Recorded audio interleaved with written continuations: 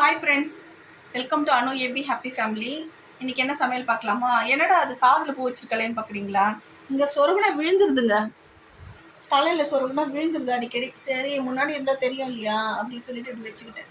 வெள்ளிக்கிழமை எங்கேயோ தலையில் பூ வைக்கணும், அவ்வளோதான். சரிங்களா? வெள்ளிக்கிழமை சாமி கும்பிட்டு முடிச்சிட்டேன். ஆனால் நான் இன்றைக்கி நான்வெஜ் தான் செஞ்சுருக்கேன், சிக்கன் தான் செஞ்சுருக்கேன். ஏன்னா இந்த வாரம் ஃபுல்லாக எதுவுமே செய்யலையா, கெஸ்ட்டு வந்திருக்காங்க. நம்ம வீட்டில் நம்ம சாப்பிட மாட்டோம், ஆனால் கெஸ்ட்டுக்கு நம்ம ஒன்றும் சொல்ல முடியாது இல்லையா. கெஸ்ட் மீன்ஸ் ரிலேஷன் வந்திருக்காங்க, பாவம் இல்லையா அவங்க, நம்ம சாப்பிடாம இருந்துக்கலாம். சரியா? இன்றைக்கி வாங்க என்னென்ன சாப்பாடு சொல்லிட்டு பார்க்கலாம். பார்த்தீங்கன்னா ரசம் வச்சுருக்கேன், தக்காளி ரசம். இது கொஞ்சம் கொத்தமல்லி கருவேப்பிலெல்லாம் அரைச்சிட்டேன் மிக்சியில், ஸோ அதனால் அப்படி இருக்குது. இது பார்த்தீங்கன்னா காலையில் செஞ்சேங்க, உப்புமா செஞ்சேன், முந்திரியெல்லாம் போட்டு. ஆனால் மீந்துடுச்சு கொஞ்சம், அதுவும் வச்சுருக்கேன், சாப்பிட்டுக்கணும். இங்கே பார்த்தா தயிர் புற ஊற்றி வச்சுருக்கேன். வீட்லேயே தயிர் செஞ்சால் சூப்பராக இருக்கும், இன்னும் கட்டியாக இருக்கும். இது சாதம். அப்புறம் மெயின் ஐட்டமுக்கு வரலாம் வாங்க. மெயின் ஐட்டம் இது தான். பார்த்தீங்களா, இப்போ தான் ஆஃப் பண்ணார், ஸோ அதனால தான் உங்களுக்கு அப்படி இருக்குது. இப்போ பாருங்கள், தெரியும். பார்த்தீங்களா,